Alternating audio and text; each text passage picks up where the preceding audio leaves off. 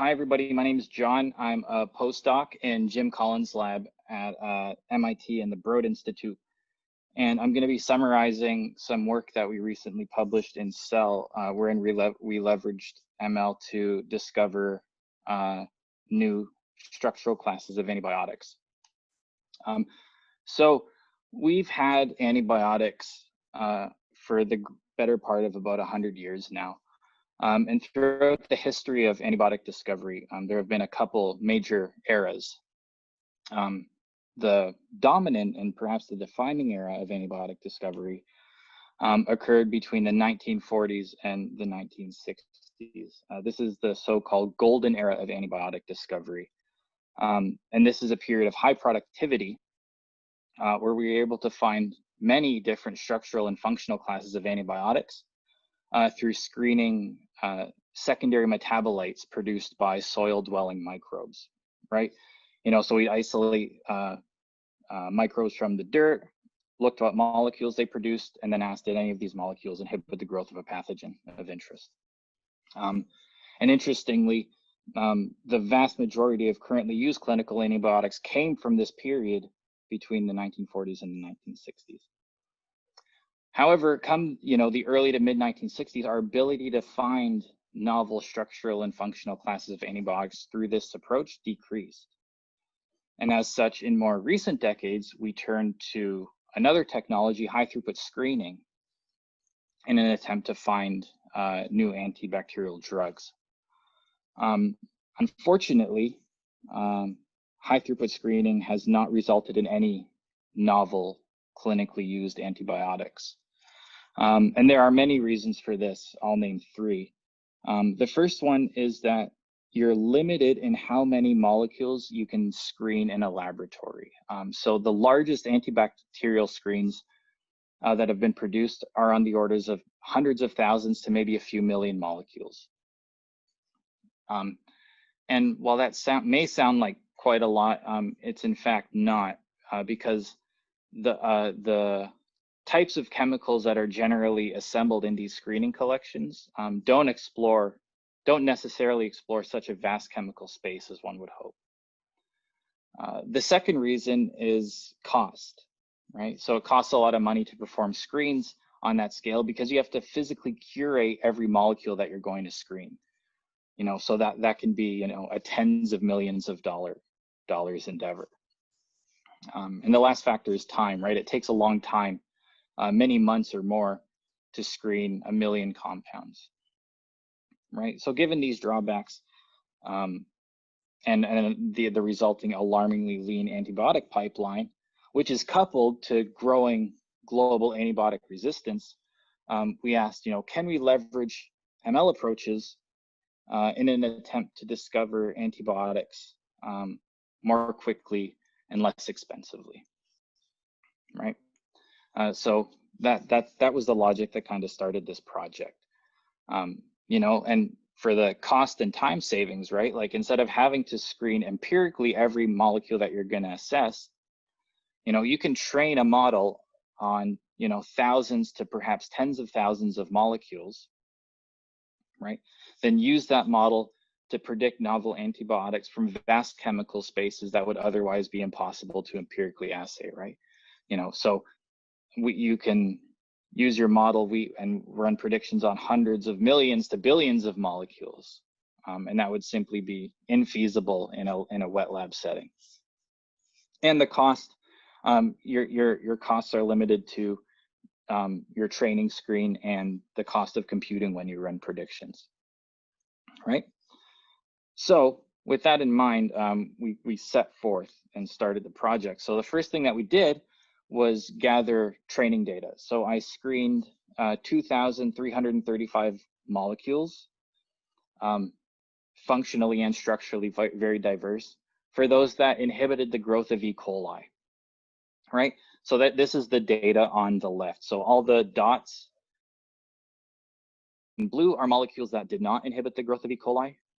All the dots in red are molecules that did inhibit the growth of E. coli, right? And then everything that did not inhibit the growth of E. coli, we labeled a 0. Everything that did, we labeled a 1, right? So then we had all of these molecular graphs, so structure, property, growth inhibition pairs, right? So we trained a model using a message passage approach. And then, you know, when we ran predictions, we could show the model another molecule, and based on that molecule's representation in the model, it would spit out a number between 0 and 1. The closer to 1, the more likely the model believed it had antibacterial properties. So after we had gathered training data and trained the model, the first thing that we did is we wanted to test it on a smaller chemical library. So we ran predictions on the drug repurposing hub, which is a collection of about 6,000 molecules. Something that, you know, we could wrap our hands around, like really get in to understand the data. And what's nice about this library too is that all of the molecules are either clinically used drugs, or they're in phase 1, 2, 3 clinical trials, or they're well-studied preclinical entities. So we understand quite a lot about all these molecules. So we ran predictions. The prediction scores as a function of molecular rank from the drug repurposing hub are shown at the bottom. And then we asked, of the highest predicted molecules, how many are actually correct? So when we test them in the lab, how many are actually like their true predictions?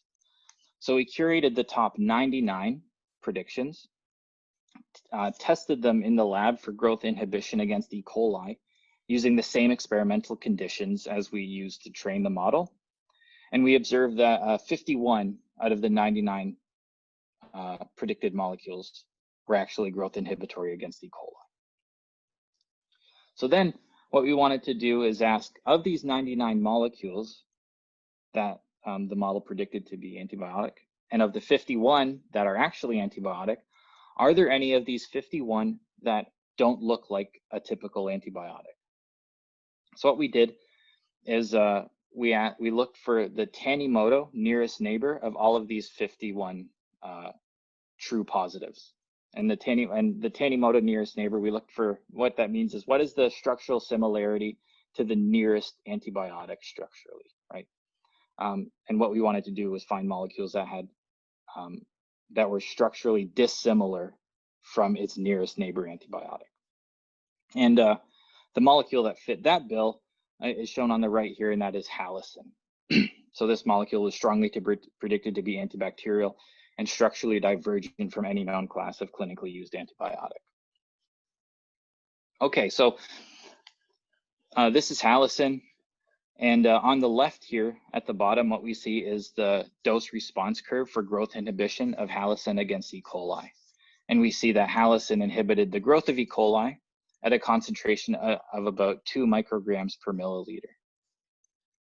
The next thing we wanted to know was, did Halicin display growth inhibitory activity by killing the cells, or was it growth inhibitory without killing cells?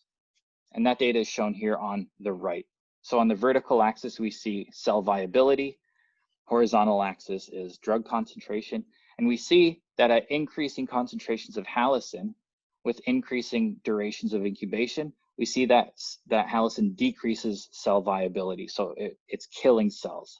So it displays growth inhibition through a bactericidal mechanism. So this is cool. But all of this data so far was gathered using laboratory strain E. coli. You know, and we were more interested in asking the question, could Halicin work as an antibiotic against species and strains of species that are multi-drug resistant, right? Because these are the clinically most problematic infections. So what we did is we curated strains of multi-drug resistant bacteria from the CDC and asked the question, did Halicin inhibit the growth of these strains as well? So across the top in green, these are 36 individual isolates of species that are representative of carbapenem-resistant Enterobacteriaceae. And we observed that Halicin did retain activity against the vast majority of these CRE isolates.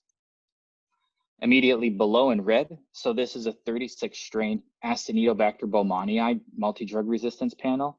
Again, we observed that Halicin retained growth inhibitory activity against Acinetobacter baumannii, multi-drug resistant isolates thereof.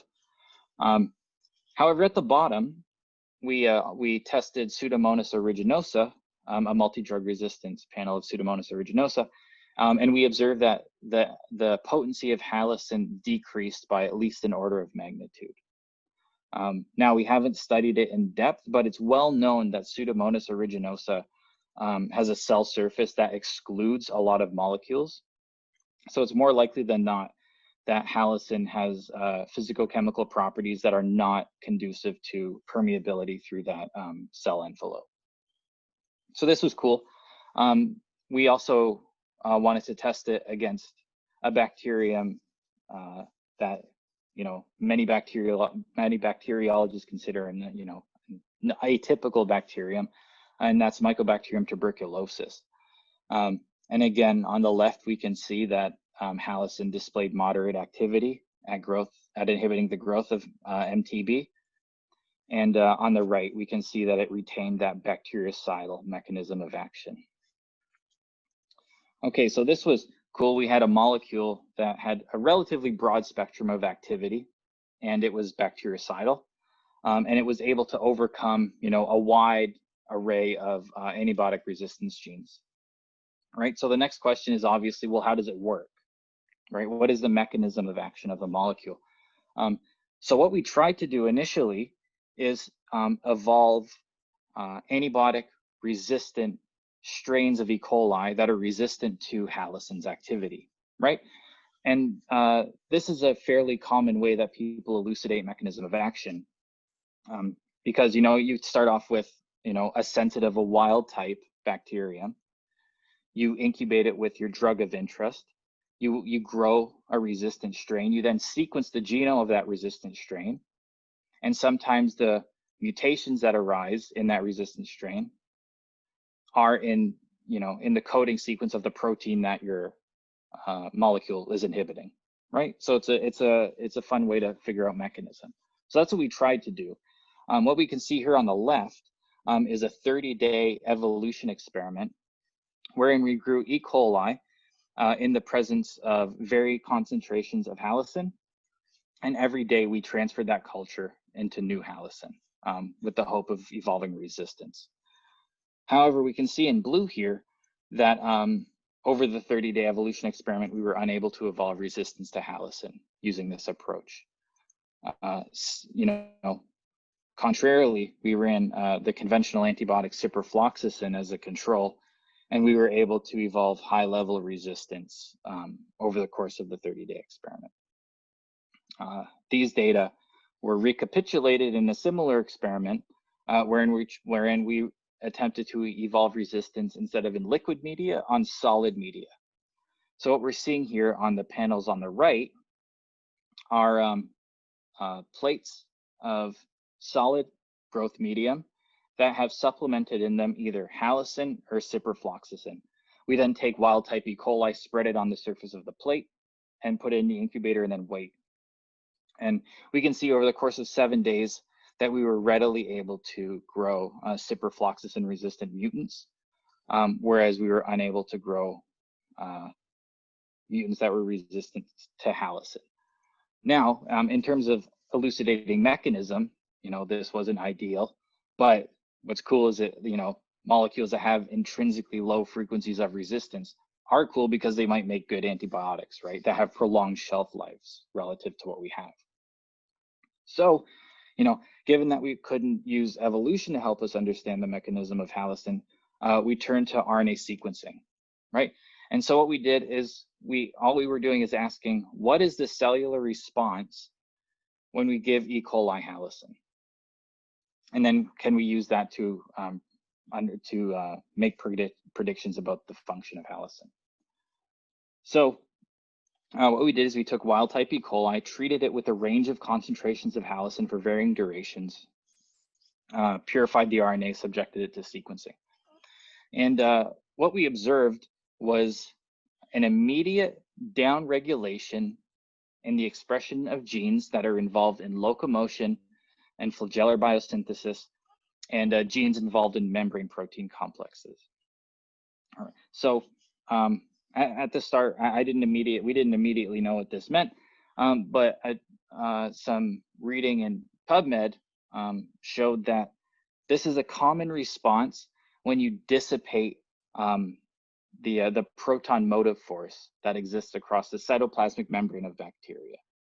So all bacteria across their membrane have, there's an ion potential and a proton potential.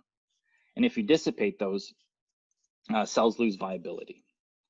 So given that we had this hypothesis, given the RNA sequencing, that halicin might be dissipating this so-called proton motive force, we asked, is it dissipating the proton motive force in bacteria? And if it is it dissipating the ion gradient or the proton gradient? So we ran a whole bunch of experiments that probe this. I'm showing one here on the right. So what this is an assay looking at the accumulation of a fluorophore within cells. And this fluorophore reports on whether you're dissipating the proton motive force, and if so, whether you're dissipating the ion gradient or the proton gradient, right? So I'm not going to go super deep into the details, but what we see, the 3 blue lines are increasing concentrations of halicin from light to dark, and this immediate drop in fluorescence at the point at which we added halicin to cells suggested that halicin was dissipating the proton gradient specifically that exists across the cytoplasmic membrane that is essential for viability. This proton gradient does a ton of different functions, but a few of the dominant ones. So one, this proton gradient is necessary to generate ATP, the energy molecule of the cell. It's essential to move extracellular solutes across the membrane. And it's also necessary to do things like turn flagella, right? So that's why we got this strong locomotion and flagellar downregulation. And it's because the cells sensed that halicin was dissipating this proton potential, and therefore there's no sense to make more flagella when you can't use them, right? So that was cool. That was an interesting observation, right? So at this point, we had a molecule that was fairly broad spectrum. It was able to overcome a lot of different antibiotic resistance genes. And it did so through a pretty cool mechanism of action. And the obvious next question was, well, does it work in vivo? Can it cure an infection in, let's say, a mouse? So we tested it in 2 mouse models of infection. The first one was an Acinetobacter baumannii skin infection model. So A. baumannii is an urgent threat level. It often is found in hospital settings, and Acinetobacter baumannii is, can be very tricky to treat because this bacterium is really good at harboring extracellular DNA, and oftentimes it takes up antibiotic resistance genes and just keeps them. So they end up being, resistant to everything sometimes. So what we did is we took a multi-drug resistant strain of Acinetobacter baumannii, set up a wound infection on the dorsal surface of mice, so on their backs. And then we formulated halicin into a cream. We applied the cream to the wound and then let that incubate for 24 hours. And then we looked to see how many live Acinetobacter cells were on the infection site. And we can see here, comparing green, which is vehicle, to blue, on the left, halicin was able to effectively treat the infection. The second infection model that we tested halicin in was a C. difficile gut infection. So C. diff is another, urgent clinical threat. It causes often deadly diarrheal infections. And people often get C. difficile infections after they're already sick, right? So what happens is you get an infection, you start taking antibiotics systemically. Most antibiotics that we currently use are broad spectrum, so it obliterates your gut microbiota, and that allows C. difficile to grow. So you come down with a C. difficile infection. So, to test to see whether halicin would be effective against C. diff, we set up a C. difficile infection in the mice of gut, or in the gut of mice, sorry. Waited for it to establish and then started treating orally with halicin once a day. And we observed that once a day administration of Halicin orally was able to eradicate C. difficile infections in 72 to 96 hours. Right, so that was exciting. So we have a bunch of interesting data with Halicin, but we found Halicin from a relatively small library of 6,000 molecules, right? So the next question that we asked was, well, if we found Halicin from 6,000 molecules, would we be able to find additional new, interesting, structurally and functionally unique molecules from chemical libraries that you could never think of screening due to their size? So to that, we turned to the Zinc 15 database. So the Zinc 15 database is an online repository of about 1.5 billion molecules, right? Something that we could never screen empirically. It's just too many, right? So, but instead of running predictions on the entire 1.5 billion, what we said is, let's look in regions of the Zinc 15 database that have molecules with physical chemical properties that are known to be captured by current antibiotics, right? Using that as a filter, we were able to get that down to about 107 million molecules on which we ran predictions, right? So with 107 million molecules, we applied our model to these 107 million molecules. It took about 4 days to run.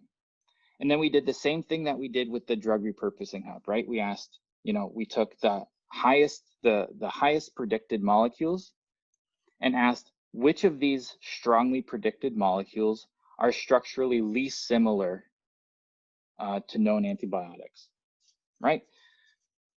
So we were able to curate 23 of such molecules that were strongly predicted and structurally dissimilar from known antibiotics.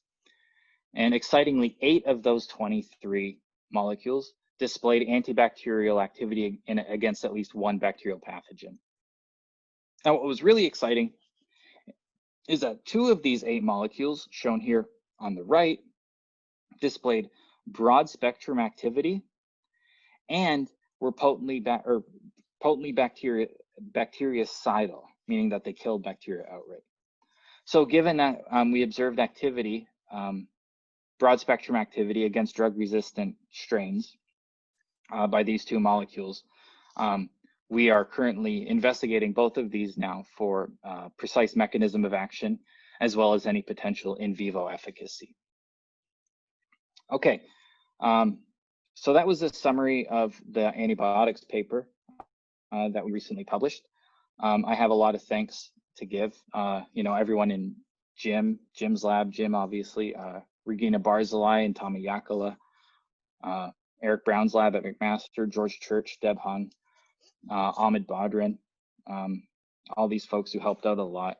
And right now we are currently engaged in a new project leveraging these neural approaches, the neural approach used here and other similar ones, to identify narrow spectrum antibiotics.